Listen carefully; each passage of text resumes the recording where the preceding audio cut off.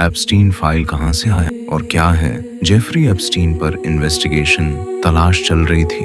उसके ऊपर बहुत से केस दर्ज हैं, जैसे सेक्स ट्रैफिकिंग बच्चों के साथ, सिविल लॉ सूट्स जो लोगों ने उस पर केस किए, इसी तरह के और भी केस है। तो एफबीआई और यूएस पुलिस ने बहुत सारे सबूत इकट्ठे किए हैं। Witness statements, email flight logs, bank records, photos, videos, ये सब ऑफिशियल लीगल रिकॉर्ड्स हैं। 2019 में एप्स्टीन की सुसाइड मौत के बाद भी ये केस खत्म नहीं हुआ है। सबूतों की खोज और उनका एनालिसिस आज भी जारी है, क्योंकि एफबीआई अब ये पता लगा रही है कि एप्स्टीन की मदद करने वाले और कौन लोग थे और उसका नेटवर्क क्या था। एप्स्टीन के क्रिमिनल केस की डिटेल्स दिखाती हैं उसका नेटवर्क, बड़े, पावरफुल और अमीर लोगों के साथ कॉन्टैक्ट्स और रिलेशनशिप को। एप्स्टीन ने लिटिल सेंट जेम्स नाम का प्राइवेट आइलैंड खरीदा। कोर्ट डॉक्यूमेंट्स के मुताबिक वहाँ कुछ खतरनाक घटनाएं हुई। इसी आइलैंड पर illegal crimes, sex trafficking, children abuse sex, not legal meetings या दुनिया की पॉपुलेशन कम करने की डिस्कशन। रिच या पावरफुल लोग वहाँ डिस्कशन करते थे।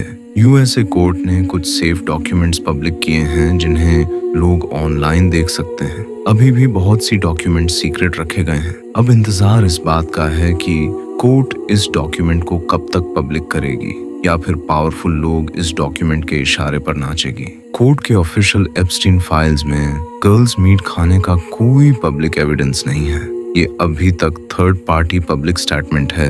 जेफरी एप्स्टीन केस की टाइमलाइन और सबूतों की खोज। एप्स्टीन के खिलाफ शिकायतें 1990 के आखिर से मिलनी शुरू हो गई थीं, लेकिन सबसे पहली बड़ी आधिकारिक जांच 2005 में शुरू हुई थी, जब पाल्म बीच, फ्लोरिडा की पुलिस को एक मां ने शिकायत दी।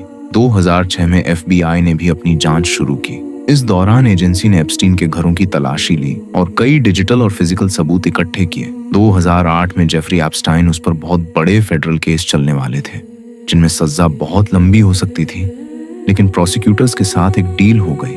बड़े लेवल के केस बंद कर दिए गए। उसने स्टेट लेवल के छोटे गुनाह मान लिए। कोर्ट ने उसे सिर्फ 18 महीने की सजा दिया और वो पूरे 18 महीने भी नहीं रहा। लगभग 13 महीने बाद निकल गया। जुलाई 2019 में न्यूयॉर्क के प्रोसिक्यूटर्स ने केस को फिर से खोला और एप्स्टीन को दोबारा गिरफ्तार किया गया।